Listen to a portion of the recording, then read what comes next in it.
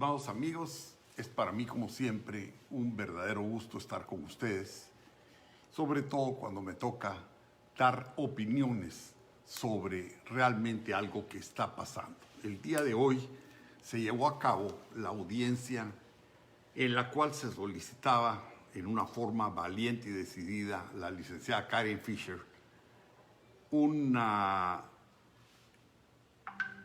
cambio de medidas contra 3 o 4 de los militares que están presos.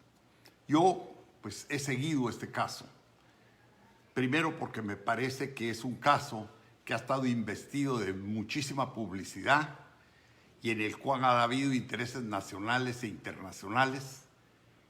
Más que todo le dan seguimiento a este caso las personas que tienen intereses en ONGs que reciben en cierta forma dinero del exterior para mantener vivo un caso como este. ¿Por qué? Porque esta es una cuestión de trofeos. Quieren tener a estos militares presos para decir que ellos realmente actúan.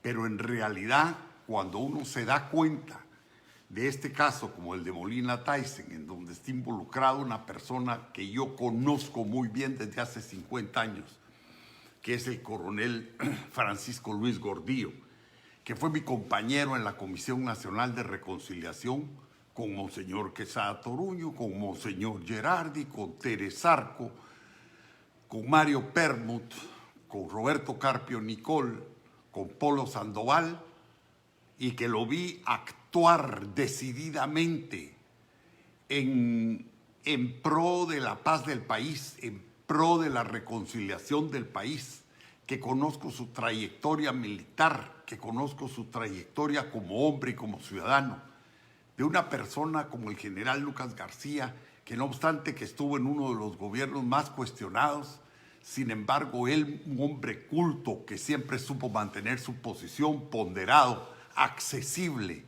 y con criterios muy amplios con respecto al manejo de la crisis. Y los veo hoy sentados en bancos de acusados en una forma que me parece injusta. Y hablo de ellos dos en particular porque son a los que conozco. Conozco a los otros de referencias, pero nunca con ellos he tenido una amistad. Pero sé también el cúmulo de injusticias que contra muchos de ellos se han cometido. A mí me parece que hay que seguir estas cosas como estas cosas se dan. Imagínense ustedes, la semana pasada empezaron todos estos grupos que están empeñados en una justicia selectiva y que son muy oídos. Cualquier personero de estos grupos presenta un amparo, presenta cualquier petición y le es respondida inmediatamente. Cualquiera de los otros, como yo mismo, que no somos favorecidos por el favor de estos delincuentes, entonces siempre encontramos obstrucciones a la justicia. A mí lo que más me llama la atención es que estos individuos empiezan a pedir que se cancele la audiencia, que no se lleve a cabo esa audiencia, y yo empiezo a pensar, ¡ay, gente! ¡Qué desgracia tener gente así en el país! Imagínense ustedes que yo he sido un individuo que he concurrido tal vez unas 20 veces a audiencias que me han rechazado. Y dicen que la audiencia no se lleva a cabo porque el juez tuvo otra cosa que hacer, porque le dio catarro o simple y sencillamente sin dar ninguna razón, dice, se cancela la audiencia por imposibilidad material. ¿Qué quieren decir con eso? Nadie sabe. Pero yo todavía no he oído que a la señora Maquia, a don Dionisio Gutiérrez y que a todos estos señores que andan en este combo de maleantes se les cancele una audiencia. ¿Por qué? Porque todo está debida y perfectamente convenido y administrado por quienes tienen cooptada la justicia en Guatemala. Esa es la verdad.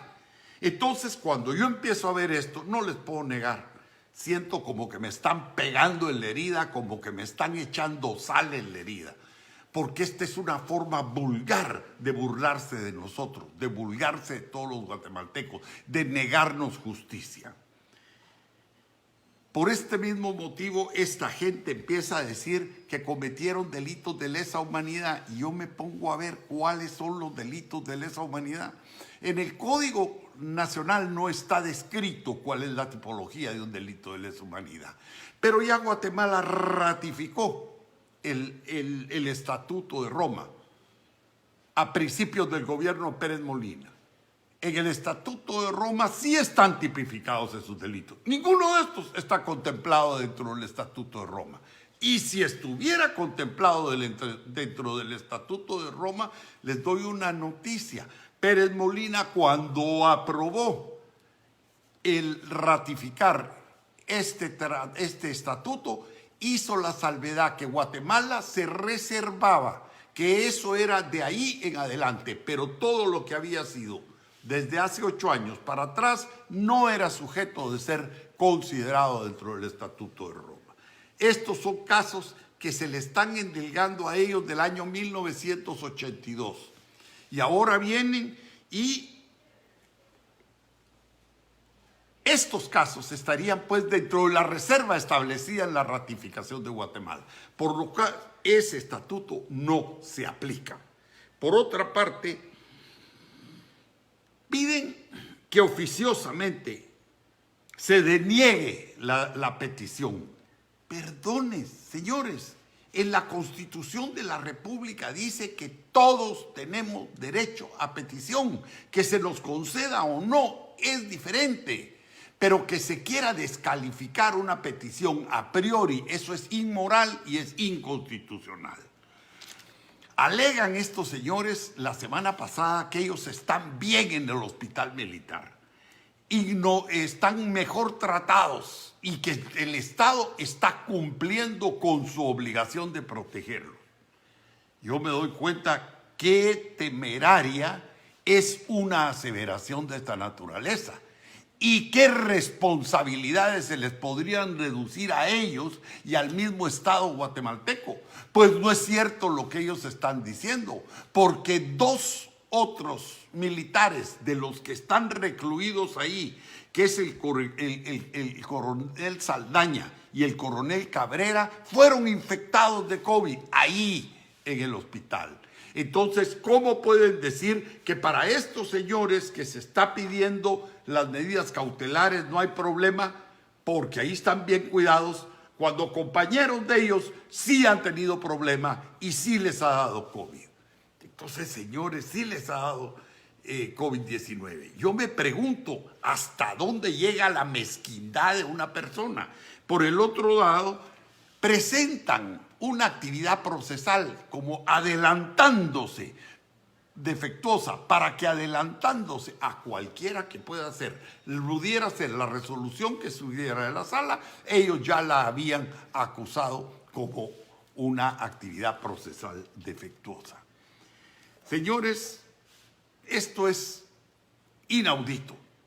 Inaudito es que ellos lo presenten, pero más inaudito es que la sala tome en cuenta este tipo de argumentaciones.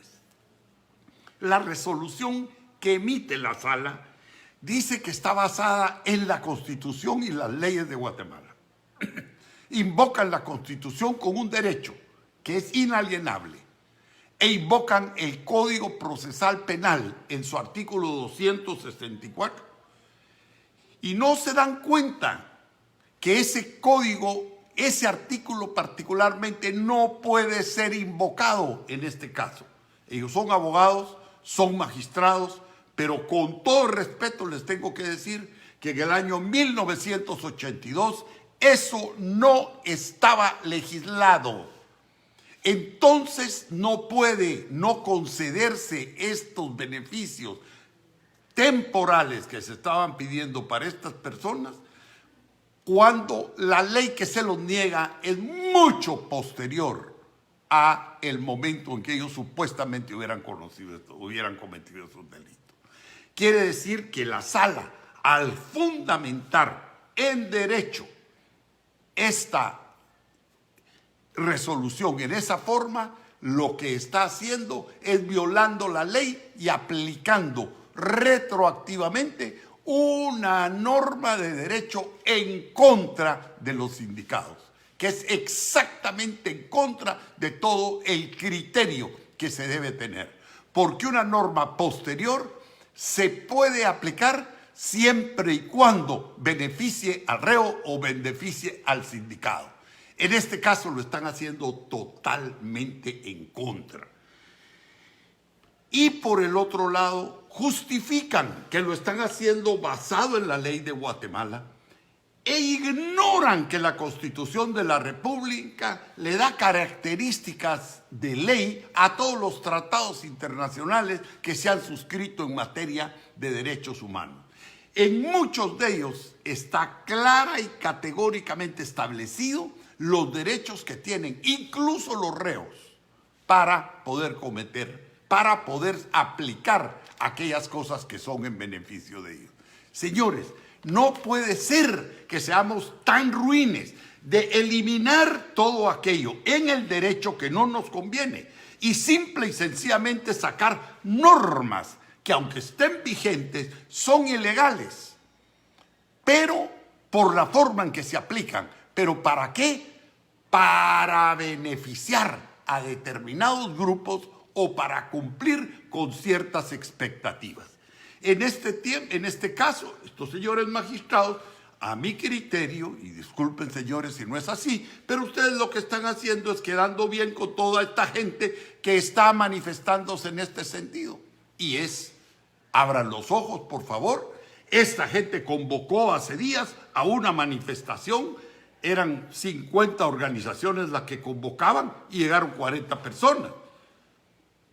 Yo me acuerdo un día que yo conversando con el expresidente de Costa Rica, don José Figueres, y le pregunté, deme su experiencia con respecto a la legalización del Partido Comunista. Y me dijo, mire, legalícenlo, porque ya va a ver usted que cuando los cuenten en las elecciones son pocos. Y efectivamente eso es lo que está pasando. Esta gente mete mucha bulla en las redes, pero a la hora de contarlos, o los beneficia un fraude o son pocos. Por favor, abramos los ojos. No podemos seguir definidos y manejados por grupúsculos como estos, que tienen intereses muy sesgados y muy ajenos a los intereses del país, y que hacen de la justicia una porquería. Como yo digo, la justicia no es que aparente ser justa sin serlo. La justicia debe ser ecuánime, debe ser equitativa, debe servir para resolver los conflictos sociales, pero en una forma equitativa, que no se trate de establecer trofeos para justificar posiciones o para ganar simpatías o para recibir dinero. Dicen ellos también en esta sentencia, que es otra cosa increíble, que ellos no se están basando en prejuicios, oiga bien, y dicen que los prejuicios en este caso no caben porque ellos son conscientes que la sentencia que hay contra estas personas no está firme. Por lo tanto, ellos están induciendo que se debe respetar la presunción de inocencia y que por lo tanto no se les puede endilgar un delito sobre el cual no han sido vencidos y condenados en juicio. Es correcto lo que ellos dicen, pero a la hora de sentar sentencia, los señores de la sala sí se apoyan en ese registro, en ese prejuicio, para denegar la petición de estos señores, y avalada por la licenciada Karen Fisher. Entonces, o aceptamos que no hay prejuicios, o mejor decimos, en base a un prejuicio, vamos a emitir una resolución prejuiciosa. Si ellos fueran consecuentes con la argumentación que hace de no aceptar un prejuicio, debían de haberle dado trámite a la petición de la licenciada Fisher. Pero al aceptar el prejuicio, se basan en el prejuicio para denegarla. Yo me pregunto, ¿por qué son tan torcidos para aplicar justicia? ¿Qué ganamos como país con eso? Tener a 4 ancianos presos. No les damos la salida porque se pueden fugar. ¿A dónde se van a fugar? Si el país está cerrado, si nadie está pensando en que ellos se fuguen, son ya ancianos. Por favor, abran los ojos. Esto no puede ser. Lo que ustedes están haciendo con el país es terminando de convencer a los guatemaltecos que no nos queda camino legal para cambiar nuestra situación. Yo soy una víctima de 27 años de que han aplicado las normas torcidas contra mí, que cuando se encuentran acorralados jurídicamente y legalmente, entonces se burlan conmigo, cancelando las audiencias. Y así me han tenido 27 años. Pero esto no es lo que queremos para el país. Eso no es lo que yo quiero, ni para mis enemigos.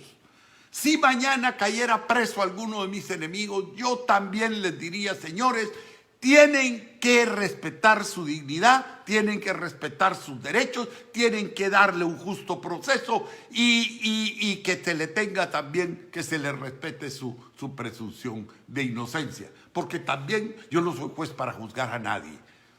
Pero yo sí planteé ante la CICIG que me investigaran a mí. Nunca lo hicieron. Soy el único loco que le pide a la CICIG que lo investigue. Yo no he oído otro que lo haya hecho. Yo sí lo hice. ¿Por qué? Porque me gustaría que ellos me sacaran y me hubieran sacado cuáles eran mis responsabilidades. Le he pedido al Ministerio Público a cansancio que digan qué delitos cometí y que los comprueben, que presenten las pruebas. Señores, 27 años en investigación mi caso, 27 años, y yo sin poder llegar al país porque no se termina la investigación. Díganme ustedes si eso no es crueldad, si eso no es injusto, por favor. ¿Cuánto más vamos a seguir con un sistema como este que pretende ser justo, pero es lo más injusto e inmoral que existe, yo creo que sobre la faz de la tierra? Señores, en Guatemala la justicia es subjetiva. En Guatemala cada juez interpreta la ley y aplica la ley como se le da la gana. No hay hermenéutica, no existe nada. Y ahora sí, ustedes ven cómo están defendiendo que se haga inmediatamente una selección de magistrados. ¿Para qué? Porque les urge saber quiénes van a ser a los que van a cooptar, porque les urge que queden magistrados afines a ellos. Señores, esto es una inmoralidad. Y que el presidente, este señor, se preste para este tipo de cosas. Señores, así no vamos a llegar a nada. Lo peor que pudo haber pasado en el país es que la selección de magistrados y jueces entraran en un proceso de negociación. ¿Por qué? Porque ahí se desvirtúa por completamente el sentido de la justicia. Miren ustedes lo que está pasando con la Corte de Constitucionalidad. Al tener nosotros magistrados nombrados por diferentes instituciones, ellos van ahí en representación de su institución. ¿Cómo puede llevarse a cabo una justicia por representación? Por favor, eso ya desvirtúa el concepto de justicia. Ahora, ellos dicen la máxima autoridad jurídica del país. No es cierto. La Corte Constitucional es consultiva y es para velar estrictamente para el cumplimiento de la Constitución de la República. Pero ellos se han metido a legislar, ellos dicen que sí y que no, se han metido a decirle al Poder Ejecutivo cómo redactar cartas, cómo gobernar, se han metido a decirle al Poder Legislativo qué hacer y qué no hacer. Por favor, ¿quién le dijo eso a la Corte de Constitucionalidad? ¿En dónde están en sus atribuciones? Ahora dice, hay que aceptarla porque es el máximo tribunal del país. No es cierto. El máximo tribunal del país es y seguirá siendo la Corte Suprema de Justicia. Y si la Corte Suprema de Justicia se equivoca, tampoco no tenemos obligación nosotros de cumplirle. Pero cuando nosotros tenemos un presidente endeble como el que tenemos actualmente, gritón, pero sin criterio, entonces nos pasa lo que está pasando en el país. Prácticamente el país está fallido. Estamos ante un golpe de Estado en el Ejecutivo, en el Legislativo y en el Judicial. Estos mismos magistrados que hoy emitieron estas sentencias son ilegales. Y tenemos que recurrir a ilegales para que juzguen la ilegalidad o la legalidad. Miren ustedes ese absurdo. ¿Ustedes creen que eso es correcto? Que sean ilegales los que estén diciendo si es legal o no es legal. ¿Pero en qué país vivimos? ¿Dónde está la sangre de aquellos que pueden promover un cambio? En ninguna parte. Hemos llegado al colmo de los colmos. La justicia quiere quedar bien con gente que no vale la pena y que no representan ninguna mayoría en el país. Se violan los procesos electorales, se corrompen y se hace ilegítima la elección de autoridades. Y eso es lo que nos tiene a nosotros hoy sumidos en esta desgracia en que estamos. Ya no podemos discutir con ideas, con inteligencia. ¿Por qué? Porque si usted dice una cosa medianamente inteligencia y a un grupo no le gusta, le dice que usted es comunista. Si usted dice una cosa inteligente o medianamente inteligente, pero al otro grupo no le gusta, entonces le dicen que usted es del pacto de corruptos. Y el otro viene y le dice usted es el pacto de la impunidad. Entonces, ¿quiénes son los que están gobernando? Los corruptos, los impunes. ¿Quién? A mí explíquenme. Porque yo no entiendo. Yo quisiera tener gente con la cual se pudiera dialogar. Me encantaría poder tener un diálogo racional con el presidente, con el vicepresidente, con algún diputado, con algún miembro de la Corte Suprema de Justicia y de la Corte de Constitucionalidad sobre todo, por inconsecuentes con gente. Muchísimas gracias, que el Señor los bendiga, y yo me quise expresar y me voy a seguir expresando por estos casos que son insólitos en la historia de nuestro país. Muchas gracias.